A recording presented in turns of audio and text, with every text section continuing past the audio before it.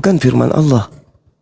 Maka kalau hari ini saudara kita Kristen mengatakan Yesus itu Tuhan, dia adalah sebagai penebus dosa, sayangnya Yesus justru mengajarkan agar melakukan penebusan dosa seperti yang diperintahkan oleh Nabi Musa alaihissalam.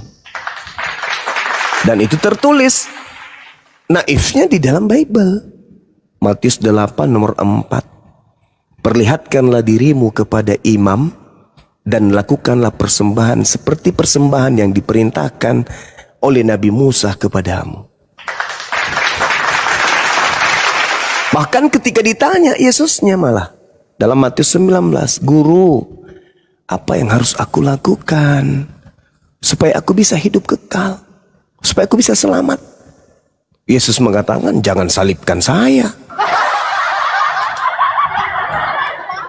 Ini aneh. Sebuah kitab menumpahkan kebenaran, tetapi itu hanya dianggap sebagai satu bumbu-bumbu pelengkap. Yesus dalam Matius 19 ditanyai orang-orang yang ada di sekelilingnya, apa yang harus aku lakukan supaya aku bisa selamat, bisa memperoleh hidup kekal, bisa masuk surga? Kata Yesus, jangan kau membunuh. Artinya, jangan salibkan aku.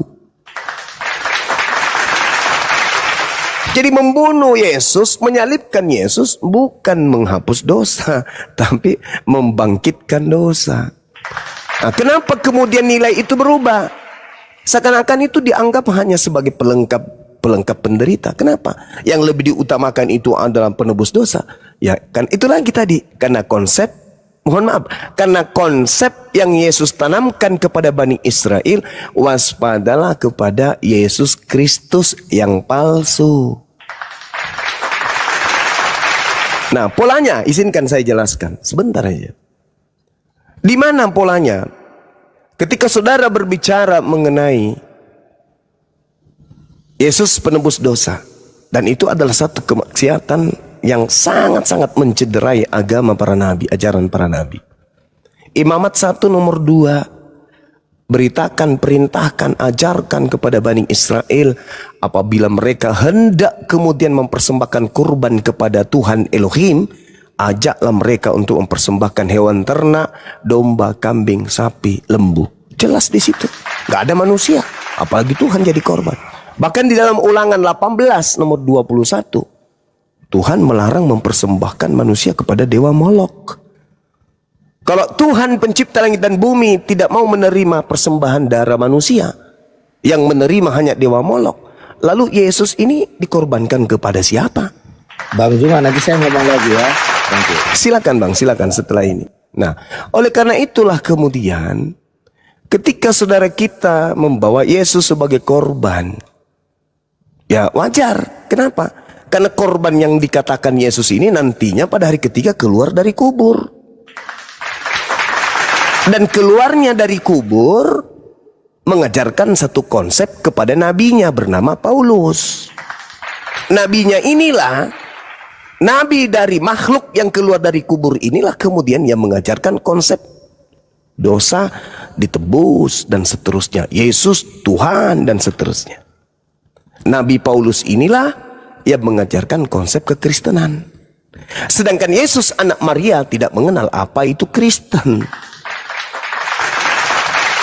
Jadi kesimpulan sementara, Yesus anak Maria seorang soleh, orang yang muslim yang taat beribadah, taat menjalankan perintah Tuhannya, itu tidak mengenal dosa waris, tidak mengenal tebus dosa, tidak mengenal Kristen, tidak mengenal pengikut orang-orang tidak bersunat, pemakan babi, pemakan yang lain. Enggak.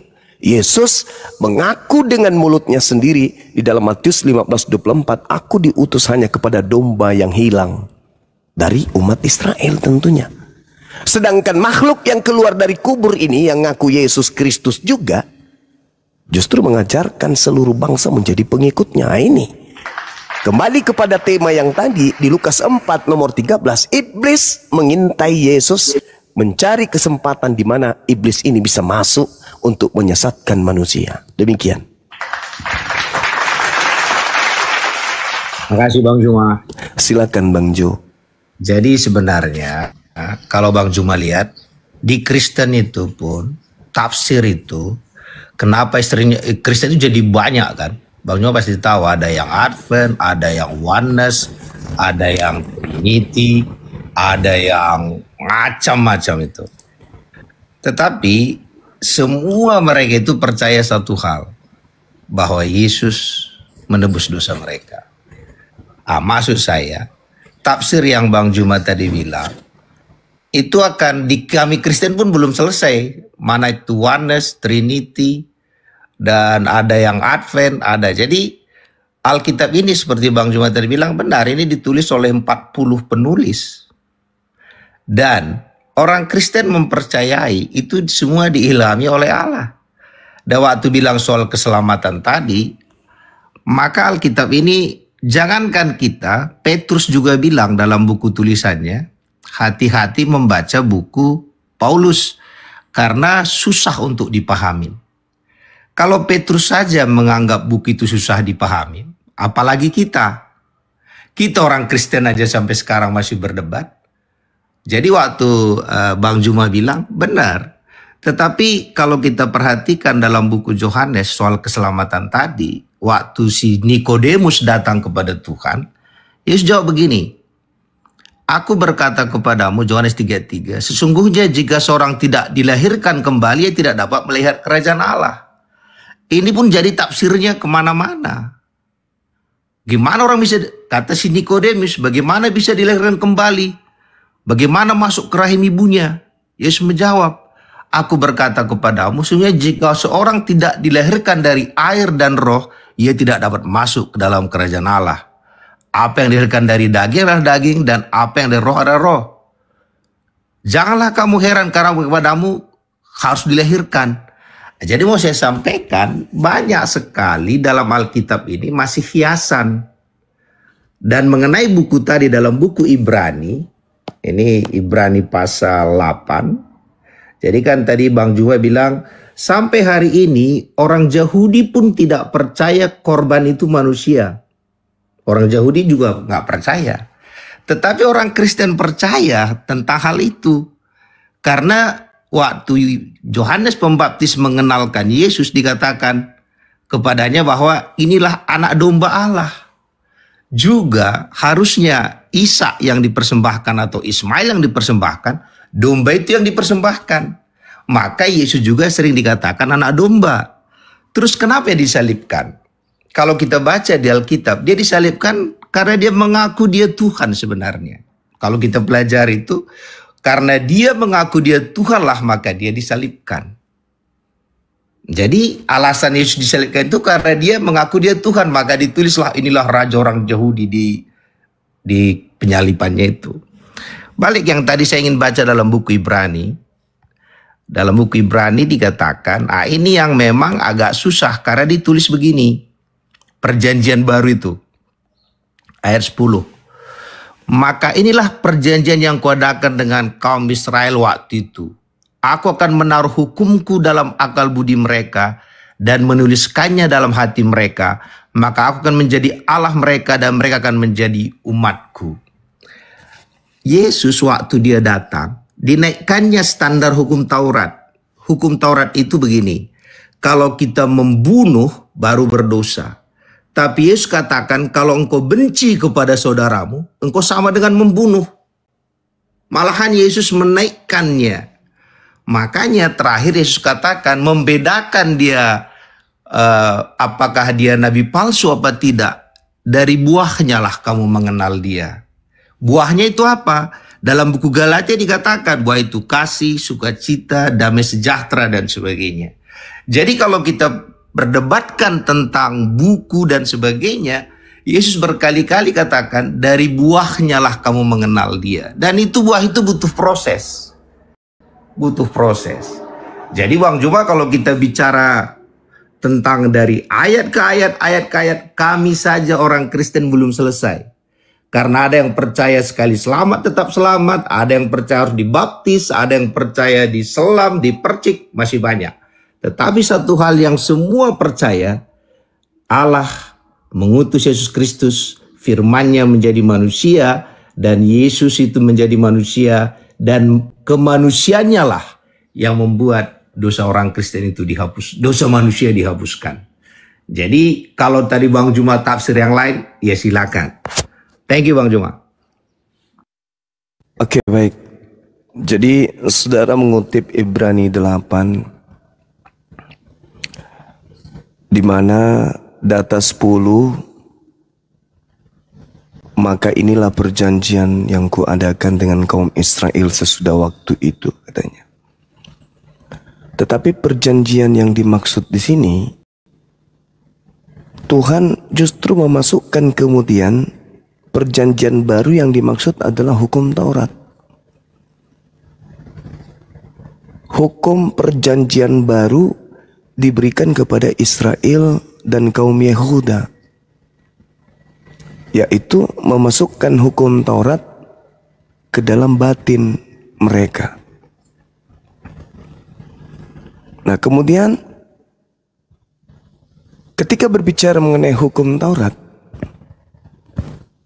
yang dimasukkan ke dalam batin Israel dan Yehuda, sudah pasti mereka tidak akan tersentuh dengan kecemaran mempersembahkan manusia untuk dosa. Itu udah pasti itu.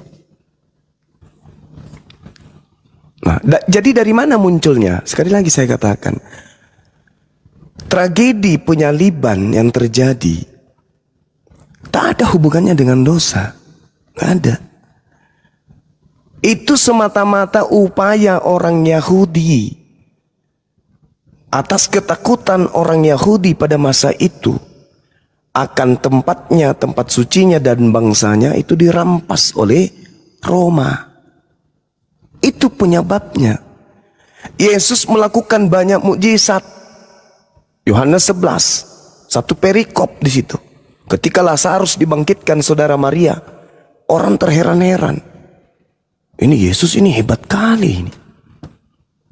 Bisa membangkitkan orang mati orang ini. Sehingga banyak orang-orang Yahudi yang percaya kepada Yesus. Menyebabkan mereka kemudian tidak membayar pajak. Karena mereka lebih percaya kepada Yesus. Sehingga sebagian orang yang melihat Yesus mempertontonkan mukjizat hebat ini, melapor kemudian kepada imam kepala mahkamah agama, orang Farisi. Sehingga orang-orang ini berembuk, ini gimana ini Yesus? Kalau kita biarkan dia begini terus, maka bangsa Roma akan datang merampas tempat suci kita. Dan bahkan merampas bangsa kita.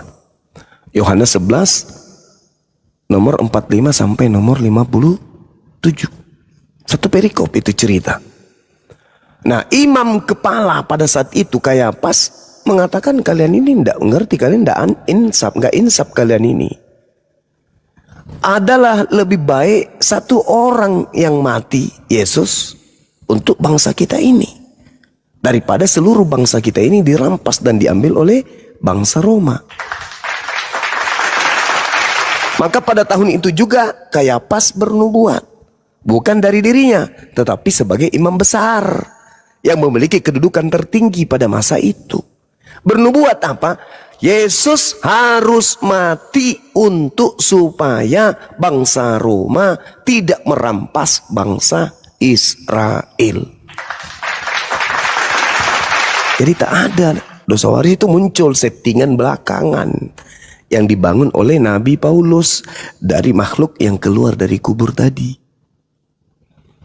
Nah, di dalam Yohanes 11:53 itu tertulis dengan sangat jelas, ketika mereka sudah sepakat membunuh Yesus agar bangsanya tidak dirampas Roma, mulai hari itu mereka bersepakat membunuh Yesus.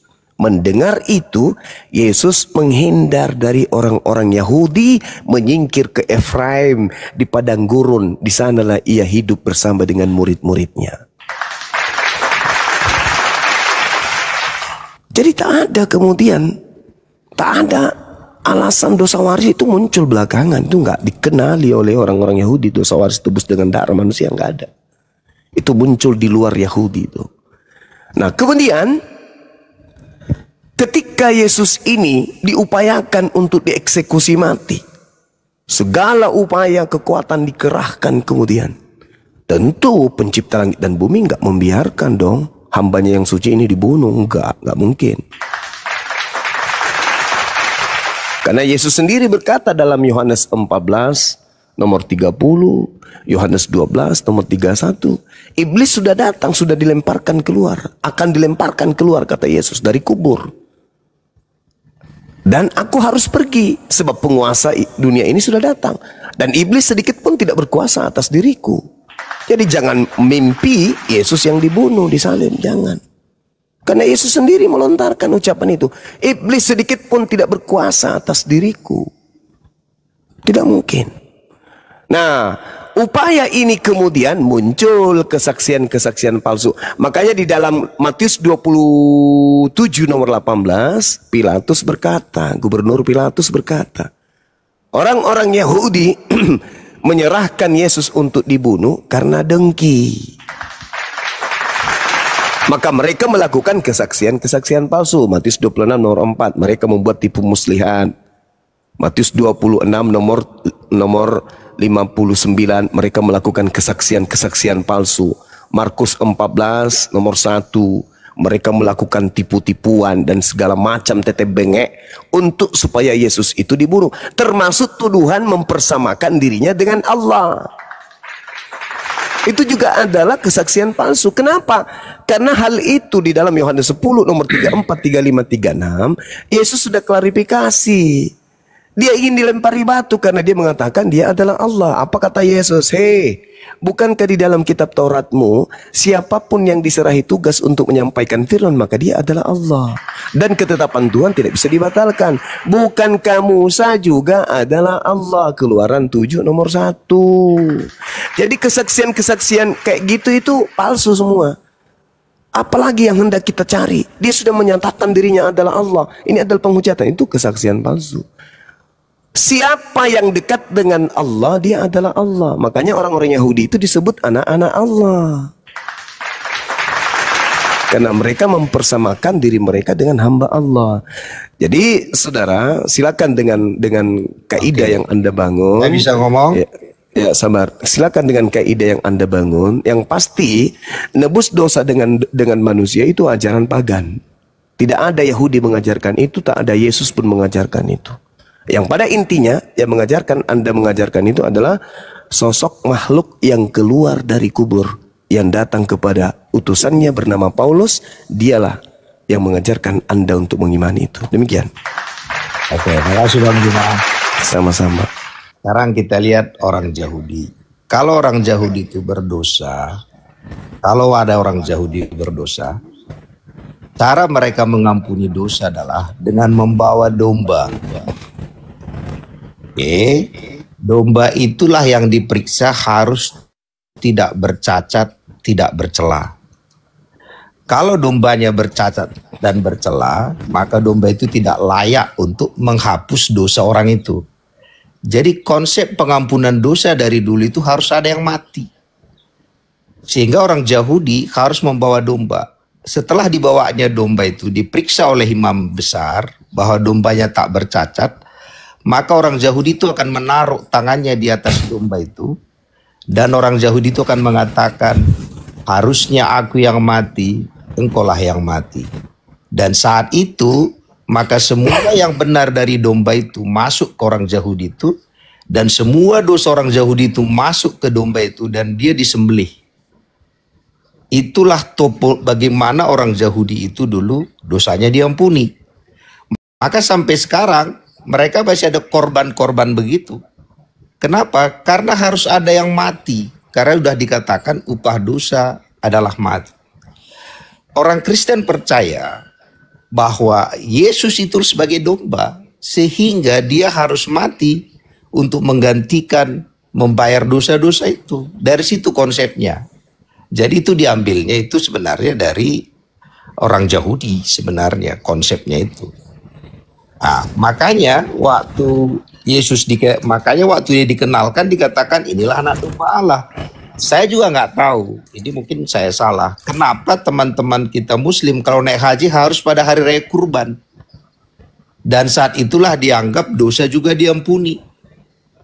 Sama sebenarnya. Orang Yahudi juga sama. Cuman bagi orang Kristen mempercayai domba itu adalah Yesus. Tapi konsep pengampunan itu selalu ada yang korban.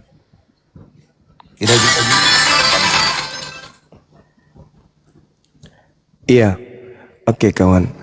Jadi kalau kita berbicara mengenai kurban bagi Bani Israel, tamatnya kita mengkaji itu di dalam Imamat 4, Imamat 1.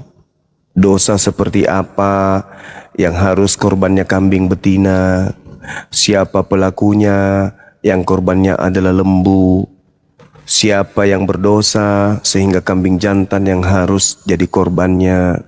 Kita udah tamat tentang itu, udah paham betul. Yang jadi masalah ini dosa manusia ditebus dengan manusia ini, dengan mengatakan manusia ini adalah kambing domba. Ini menurut saya ini penistaan sebenarnya. Karena di dalam kaidah pengajaran orang Yahudi, Imamat 1 nomor 2, jangan kau katakan kepada Bani Israel bahwasanya kalau mereka ingin mempersembahkan kurban ya harus domba, kambing, sapi, lembu. Itu terjadi dan Yesus pun mengajarkan itu. Itu naifnya itu di situ tuh. Matius 8 nomor 4. Persembahkanlah persembahan yang diperintahkan oleh Nabi Musa. Yang menggelikan kemudian adalah Paulus. Kenapa Paulus ini menggelikan? Karena ketika kemudian dia keluar dari Yerusalem mengajarkan Kristen, pulang ke Yerusalem, dia pun kembali mempersembahkan persembahan. Di dalam Kisah Para Rasul 21 nomor 15 sampai nomor 26. Paulus bertobat dari mengajarkan agama Kristen, lalu bertobat dan mentahirkan diri dengan melakukan persembahan pengorbanan. Karena yang memerintahkan dia untuk mentobatkan dirinya dan mentahirkan dirinya dengan mempersembahkan persembahan adalah imam-imam kepala, para penatua, maka sudah pasti orang Yahudi memerintahkan persembahan hewan kurban. Kenapa Paulus ikut bertobat? Kenapa Paulus ikut berkorban lagi? Kalau ternyata Yesus sudah ada menjadi korban. Tapi faktanya, ya inilah yang dikatakan oleh Al-Quran. Wa makaru wa makarallah, wallahu khairul makirin. Mereka membuat tipu daya, tetapi Allah membalas kejahatan mereka dengan membuka aibnya dengan terpampang luas. Coba, silakan Anda sahabat-sahabat Muslim utamanya, baca Kisah Para Rasul 21 nomor 15 sampai nomor 26. Bagaimana seorang Paulus bertaubat dari mengajarkan makan babi, dari mengajarkan menyembah Yesus, dari mengajarkan tidak bersunat. Andai saja Paulus ini benar-benar menerima pengajaran paten, maka dia akan melawan orang Yahudi. Oh enggak, ngapain saya bertobat? Ini aku bertemu dengan Tuhanku dan mengatakan Tuhanku ya enggak ada lagi tuh Taurat, enggak ada lagi persembahan-persembahan itu enggak. Tapi faktanya justru dia ikut berkongko bertobat di situ. Kemudian sedikit lagi, kalau korban manusia bernama Yesus ini betul, maka tidak mungkin kemudian Yesus menamai orang-orang yang ingin membunuhnya dengan anak-anak setan. Kita lihat di dalam Yohanes 8 misalnya. Aku tahu kamu adalah keturunan Abraham, tetapi kamu berusaha membunuh aku. Berusaha membunuh. Kenapa kau berusaha membunuh aku, kata Yesus?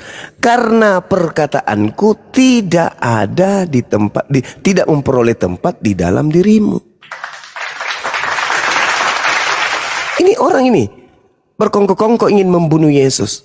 Kenapa kau ingin membunuh aku? Karena kamu tidak memiliki firman-Ku di dalam dirimu. Apa yang kulihat kepada Bapa itulah yang kukatakan. Dan demikian itu juga kamu perbuat apa yang kamu dengar dari bapakmu. Siapa? Iblis. Jawab mereka kepada Yesus, Bapak kami adalah Abraham. Kata Yesus kepada mereka, jikalau sekiranya kamu anak-anak Abraham, tentulah kamu mengerjakan pekerjaan yang dikerjakan oleh Abraham. Tetapi faktanya, yang kamu kerjakan justru berusaha membunuh aku. Coba.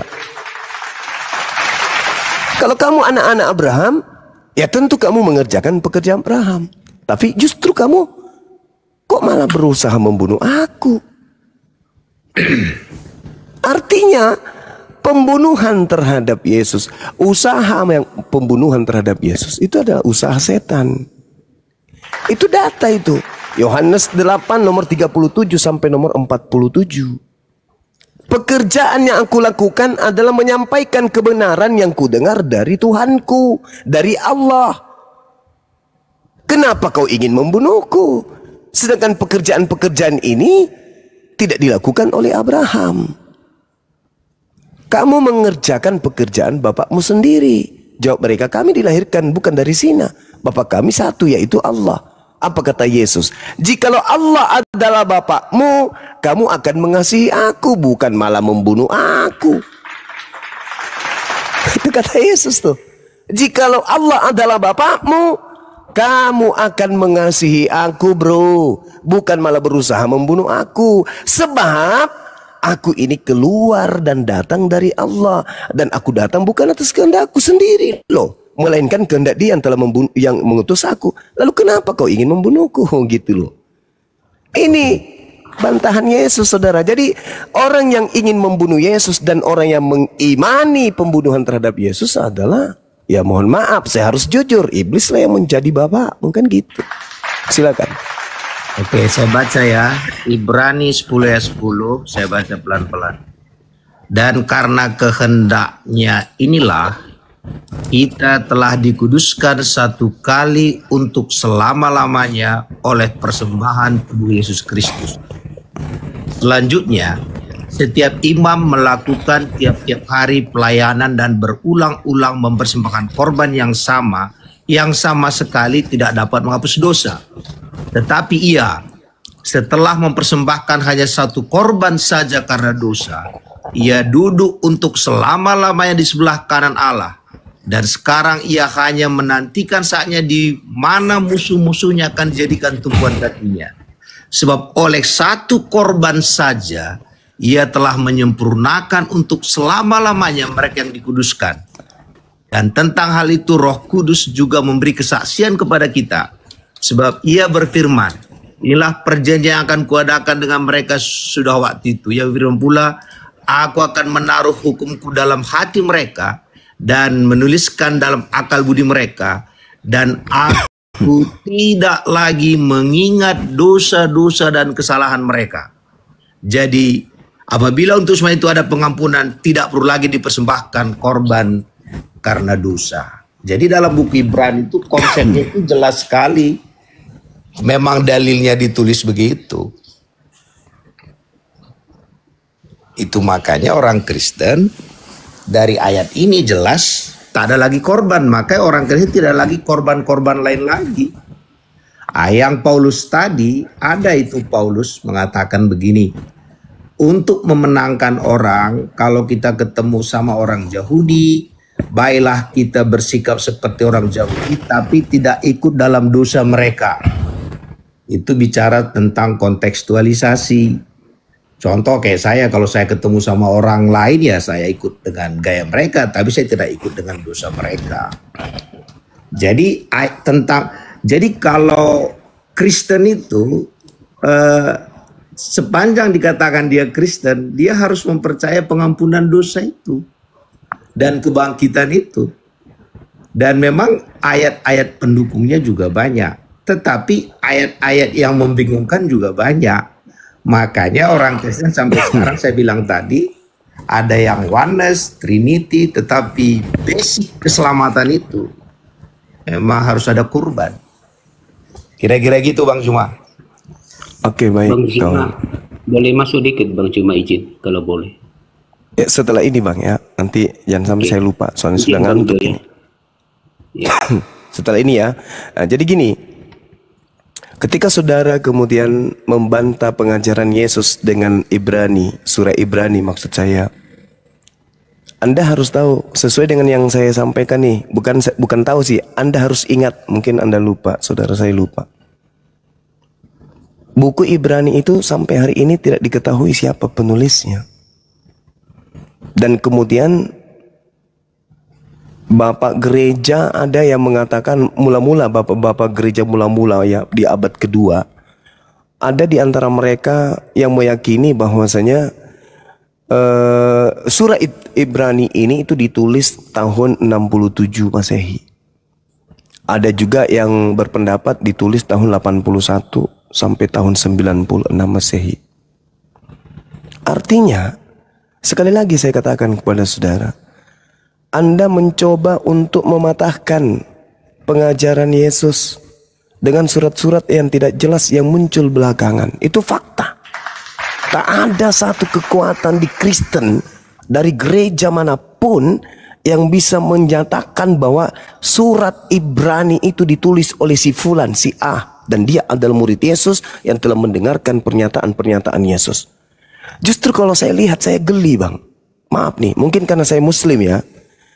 Di dalam Ibrani yang Anda tunjukkan tadi, Ibrani 10, kalau Anda lihat nomor satunya itu ditertawakan sama orang Yahudi.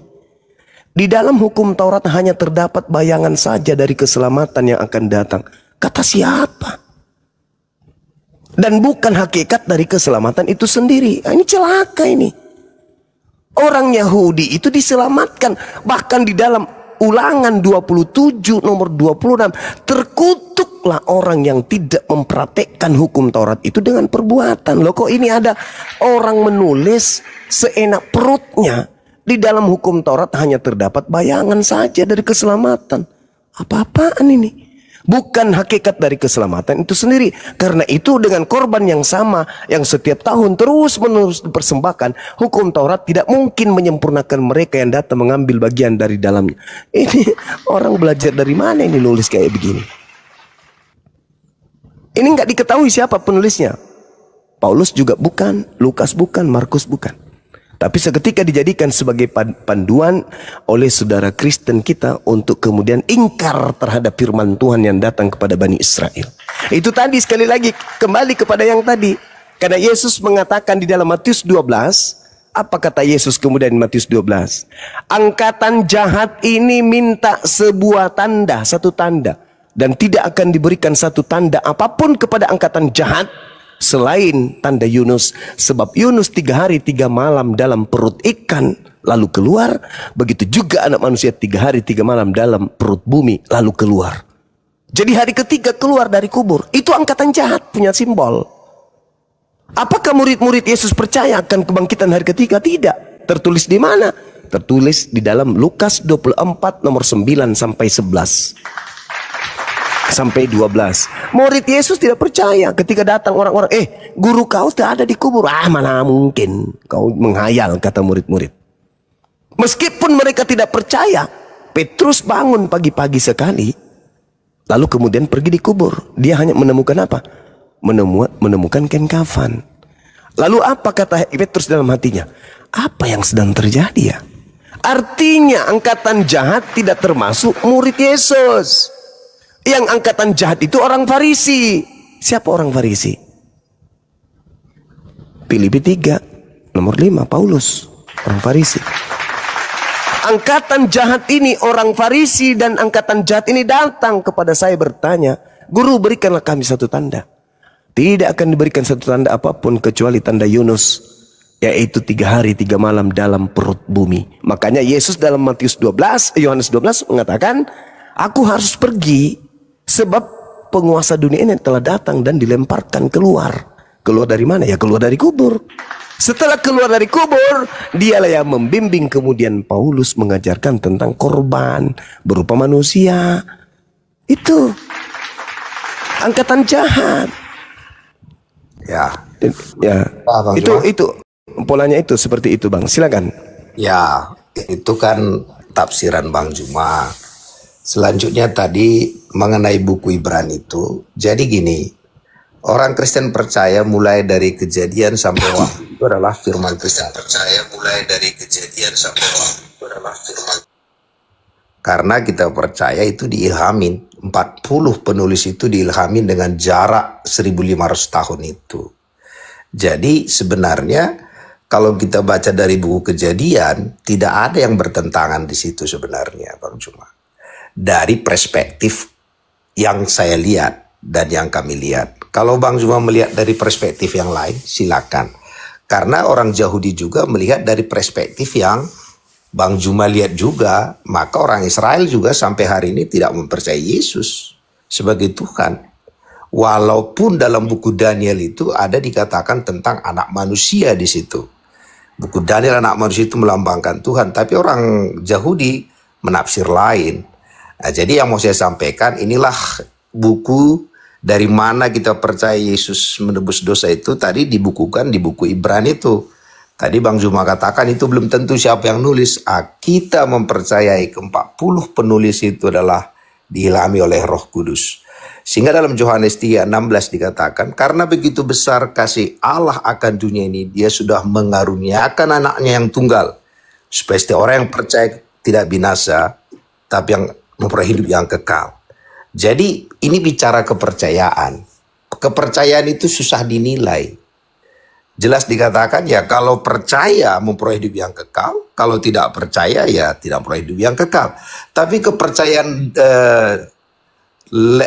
kalau kita lihat kepercayaan orang itu kita nggak bisa nilai. Nah jadi iman kita memang berbeda. Kami mempercayai Yesus sebagai Tuhan, sebagai Juru Selamat, Dia mati bagi kami. Itu yang kami percayai dengan dalil-dalil yang kami lihat dalam Alkitab. Oh mungkin kita katakan, oh tapi kami lihat yang lain. Karena setan pun memakai Alkitab juga. Waktu setan itu menggoda Yesus, dipakai juga ayat Alkitab. Makanya dikatakan Roh Kudus perlu untuk menolong kita. Dari mana kita tahu itu? Dari buahnya. Buahnya itu dikunci dalam buku Galatia. Kasih, sukacita, damai sejahtera. Matikan kameramu dulu, Olan. Jangan on cam dulu kau. Matikan kameramu dulu. Oh, Bang Jo, boleh menambahkan Bang Jo, saya Kristen. oh silakan. Iya, silakan Bang. Ya, terima kasih Bang Suma dikasih kesempatan. Kalau tidak salah, 3 hari lalu saya diskusi dengan Bang Suma di pagi hari. Dan Pak Suma sudah mengakui bahwa Isa dan Yesus itu memang beda. Dan karena Yesus itu disalib ya. Nah, beberapa ayat ya dasar Alkitab yang saya ingin sampaikan untuk mencari kebenaran Yesus disalib atau tidak itu, dan sudah dijelaskan tadi oleh Bang Jo tentang dalam karya penyelamatan penebusan manusia dari kutuk dari dosa. Nah, ada 2 hal yang saya sampaikan. Yang pertama pernyataan Yesus sendiri dan kemudian kesaksian malaikat ya dan juga kesaksian para murid. Nah, pernyataan Yesus begini Bang Suma. Yesus berkata begini, Matius 20 ayat 28, Ia berkata begini, Anak manusia bukan datang bukan untuk dilayani, melainkan untuk melayani ya, bahkan untuk memberikan nyawanya menjadi tebusan bagi banyak orang. Jadi kalau maksudnya begini Bang Suma, kalau Bang Suma gunakan pernyataan-pernyataan Yesus yang lain, maka harus konsisten menggunakan pernyataan Yesus yang lain juga. Karena Yesus sendiri berkata bahwa Ia menjadi tebusan bagi banyak orang. Kemudian ya dalam Matius 26 sebelum Ia ditangkap untuk disalibkan, Ia berkata begini, Yesus sendiri berkata, ayat 26 dan ayat Matius 26 ayat 1 dan 2, di situ dikatakan, setelah Yesus selesai dengan segala pengajarannya itu, berkatalah Ia kepada murid-muridnya, perhatikan ayat 2, kamu tahu bahwa 2 hari lagi akan dirayakan Paskah, maka anak manusia yaitu Yesus akan diserahkan untuk disalibkan. Jadi pernyataan Yesus itu sendiri. Dan seperti Bang Suma sudah kutip tadi ayat dalam Matius 12 dan juga tentang Yunus itu, sebab sebagaimana Yunus berada di dalam perut ikan 3 hari dan 3 malam, demikian juga anak manusia yaitu Yesus akan berada di dalam rahim bumi 3 hari dan 3 malam. Saya pernah diskusi dengan beberapa orang seperti Pak Dance dan ia membawa narasi ini. Dan bagaimana Yesus ada di dalam perut bumi? Tidak lain adalah ketika Ia mati. Dan pada hari yang ketiga Ia bangkit. Dan tidak ada satupun ayat di dalam Alkitab secara khusus yang ditulis oleh saksi-saksi murid-muridnya yang menyatakan bahwa Yesus itu tidak disalibkan, Yesus itu tidak mati, dan Yesus itu tidak bangkit. Itulah berita Injil ya. Barang siapa yang percaya, bukan karena kuat dan gagah kita, bukan karena amal kebaikan kita, karena anugerah Tuhan kita ditebus.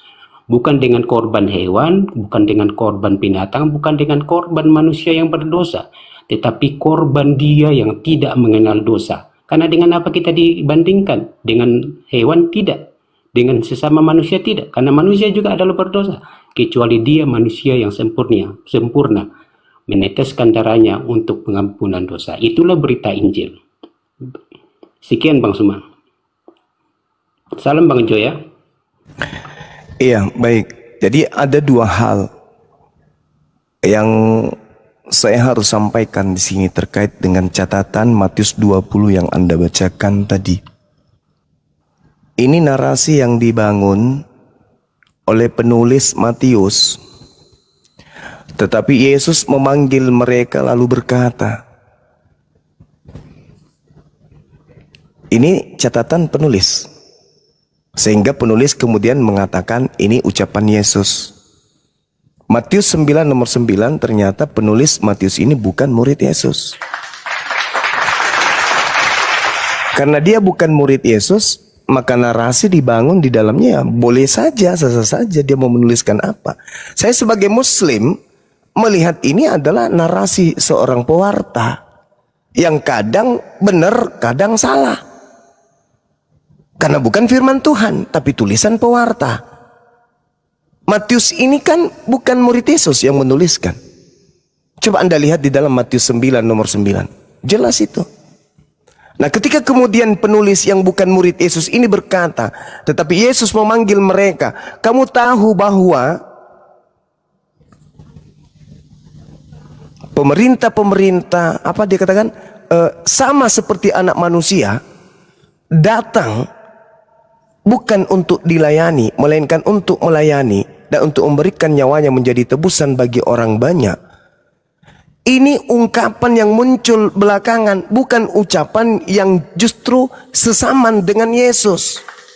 Kan udah aku bilang tadi di awal, Yesus berkata di kitab yang sama, dalam kitab Matius, waspadalah kepada penyesat yang datang kepadamu dengan memakai nama Yesus dan berkata, akulah Kristus. Bagaimana kalau yang datang kepada penulis Matius ini adalah penyesat yang mengaku Yesus itu? Nah, itu dia pertanyaannya. Yang pertama.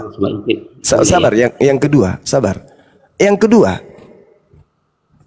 di dalam kitab yang sama pula, konon Yesus juga dituduh berkata, anak manusia memang akan pergi sesuai dengan yang tertulis tentang dia.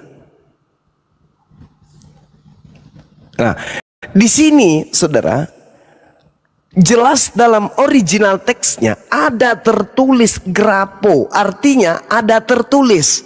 Dengan kata lain, sebelum Yesus mengucapkan ucapan ini, sudah ada tertulis tentang Yesus. Jadi tidak merujuk kepada perjanjian baru tertulisnya. Anak manusia memang akan pergi sesuai dengan yang ada tertulis tentang dia, grapo. Akan tetapi celakalah orang yang olehnya anak manusia itu diserahkan, adalah lebih baik bagi orang itu sekiranya ia tidak dilahirkan. Coba. Jadi kalau ada orang mengatakan nubuat sudah ada untuk pembunuhan Yesus, berarti Tuhan menubuatkan Yudas itu celaka. Tuhan menentukan Yudas ini celaka. Berarti Yudas ini adalah korban yang harus celaka karena adanya nubuat pembunuhan untuk dosa-dosa orang Roma, Yunani, orang Belanda, orang Kristen yang ada di Indonesia. Anak manusia memang akan pergi sesuai dengan yang ada tertulis. Yang tertulis pada saat Yesus berucap itu hanya perjanjian lama. Sedangkan di dalam Lukas 24 kalau Anda baca dengan teliti, di situ diterangkan di data nomor 24-nya jelas sekali, aku memang harus menggenapi apa yang tertulis tentang aku di dalam kitab Taurat. Nah, mana di dalam kitab Taurat? bahwa dosa ditebus dengan darah manusia? Ada? Nggak ada. Yang ada dalam Taurat, jangan kau membunuh orang yang tidak bersalah. Jangan kau membunuh orang yang benar. Sebab aku Tuhan tidak akan membenarkan orang yang berdosa. Keluaran 23 nomor 7 nomor 8. Bahkan dikatakan terkutulah orang yang makan suap. Ulangan 27 nomor 25. Siapa yang makan suap? Yang celaka? Yudas. Kenapa jadinya Yesus yang celaka? Sekali lagi saya katakan kepada saudara, saya tidak percaya kepada buku saudara ini, tapi saya jadikan sebagai referensi. Sebagaimana saya tidak percaya kepada buku matematika bahwa itu adalah firman Tuhan, tapi saya jadikan sebagai referensi ilmu. Begitu juga saya tidak percaya kepada kitab Matius ini sebagai firman Tuhan, tetapi saya jadikan sebagai referensi ilmu. Oke, Yesus sendiri yang berkata, aku harus pergi, anak manusia harus pergi sesuai dengan apa yang ada tertulis tentang dia. Berarti perjanjian lama. Dikuatkan di dalam Lukas 24 tentang Taurat. Nah, apa yang tertulis di Taurat? Adakah persembahan korban dengan darah manusia? Tak ada itu, Bang. Silakan. Makasih Bang Juma. Statement Bang Juma tidak percaya tentang Alkitab itu sebenarnya membuat kita tak perlu ada yang dibahas. Kenapa? Kalau memang Bang Juma nggak percaya, kita bahas apapun nggak ada gunanya, itu yang pertama. Jadi silakanlah, makanya kan di kita Muslim juga ada agamamu agamaku, agamaku, kira-kira begitu. Jadi maksud saya, tadi kita sudah berulang kali jelaskan dari kejadian itu, konsep yang Bang Juma bawa inilah yang dibawa oleh orang Yahudi. Maka orang Yahudi pun tidak percaya akan hal itu. Kalau sudah menyangkut kepercayaan, kita kasih dalil manapun tetap aja kita tidak percaya.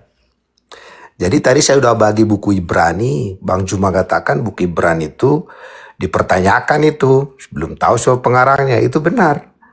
Tapi kami mempercayai semua itu kejadian sampai wahyu itu adalah firman Tuhan.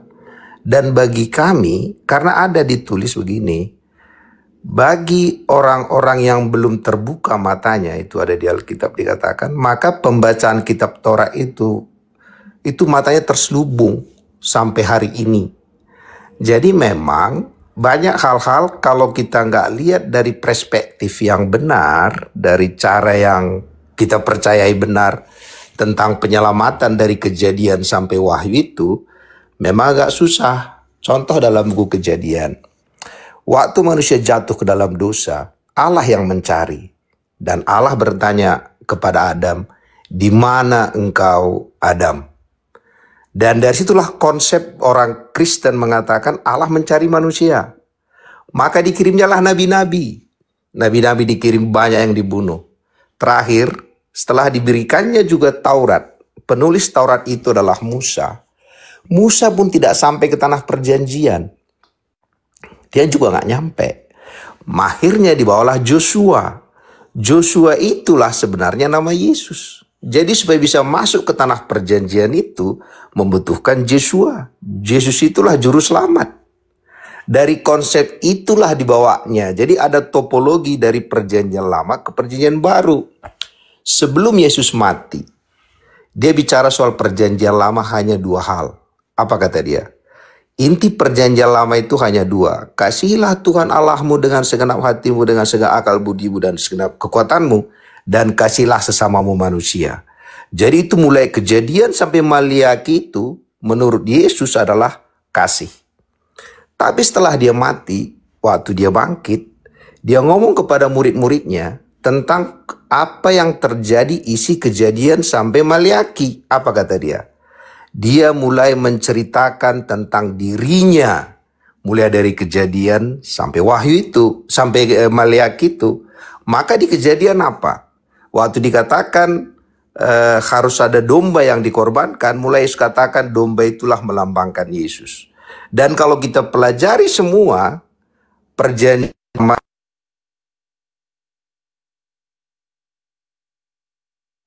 Apa diturunkan, Bang?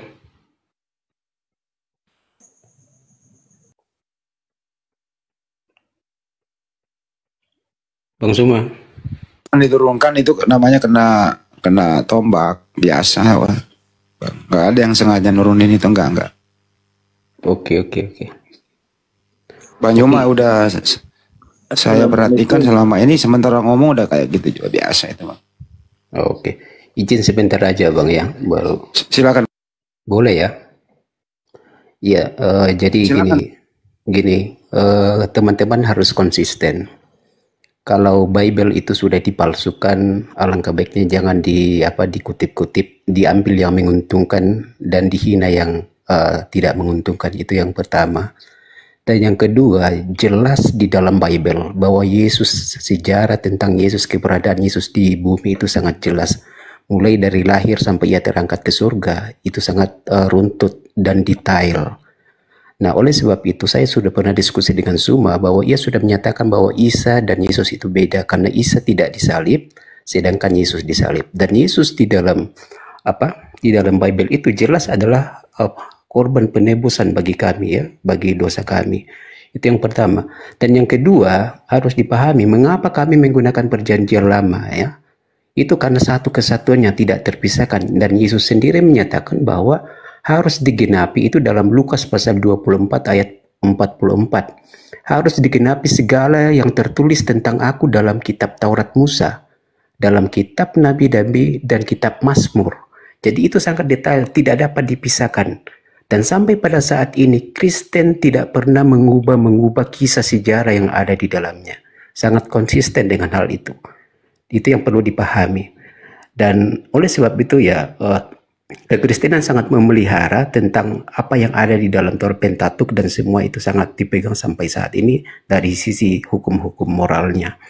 Nah, oleh sebab itu ya, khususnya di dalam hal penyaliban ya, karena ini banyak hal-hal yang berujung kepada istilahnya itu berusaha untuk memutarbalikkan fakta yang sebenarnya. Saya pernah diskusi dengan Suma, siapa yang disalib sebenarnya? Beliau pun tidak tahu. Bahkan para ulama Islam yang berpolemik sesuai surah An-Nisa itu adalah kalian sendiri sebenarnya, saudara-saudara Islam, tidak tahu siapa yang disalib. Itu yang saya ingin sampaikan. Gantian, kan ya? Itu ya. Gantian ya. Ya, sebentar lagi Bang. Dikit aja, 1 menit boleh ya? Karena itu jujurlah, berdakwalah berdasarkan kitab Anda, kebenaran Anda, tapi jangan memaksakan kebenaran Anda untuk memutarbalikkan kebenaran yang sesungguhnya di dalam Bible itu. Itu saja Bang. Tuhan Yesus memberkati kalian semua. Kiranya kebenaran, jalan kebenaran, sang hidup itu, pemberi hidup kekal, yaitu Yesus Kristus, menghampiri kalian, memberikan hidayah bagi kalian. Tuhan memberkati. Terima kasih ya Fandi ya. Ini mental. Jangan kemana-mana dulu Bang, dengerin dulu. Saudara. Jadi apa yang Anda lakukan ini mental Belanda, mental penjajah. Anda minta kami kemudian berhenti membahas kitab saudara, tapi Anda mendoakan kami supaya diberkati sama Tuhan Anda yang keluar dari kubur itu, kan lucu Anda saudara. Lucu Anda itu namanya.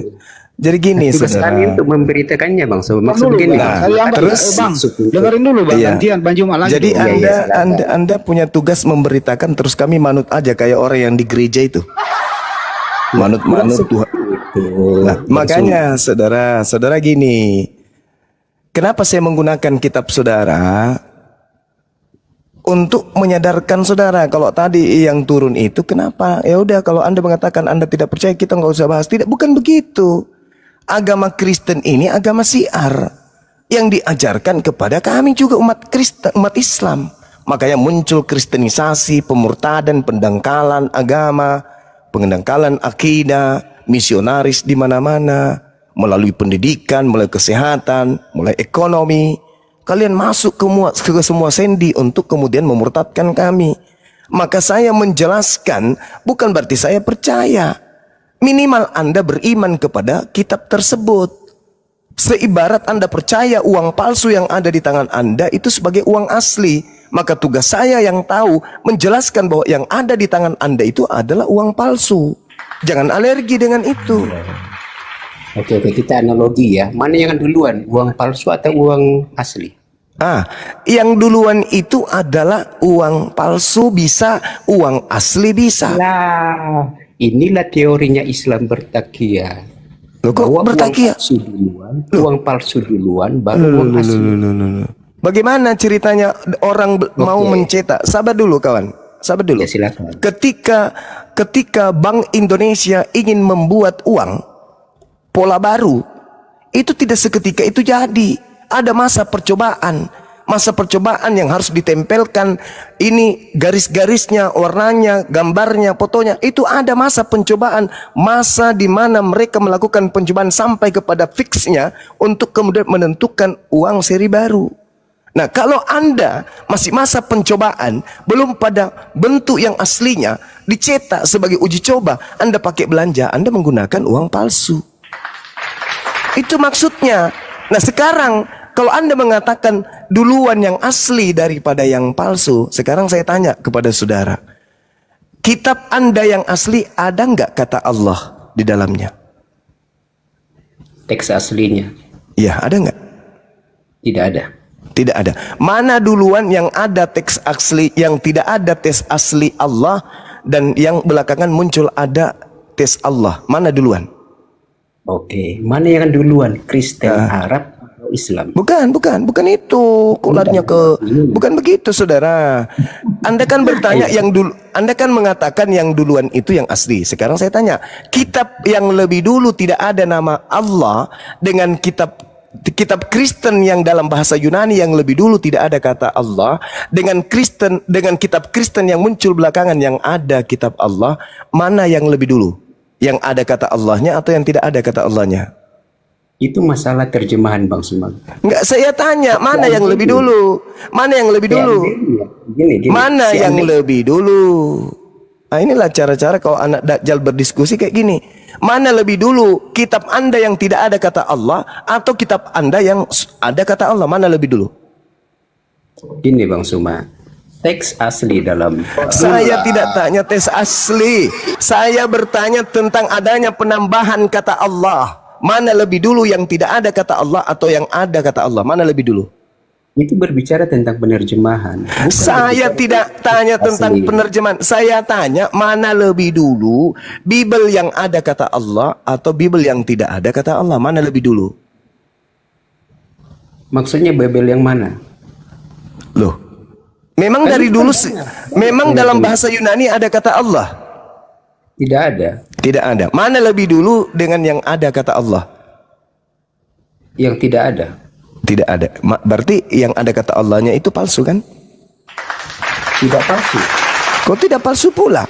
Tapi itu terjemah. Itu penerjemahan. Dari kata apa Anda terjemahkan menjadi Allah? Dari kata Elohim. Theos. Elohim itu artinya dalam bahasa Arab apa?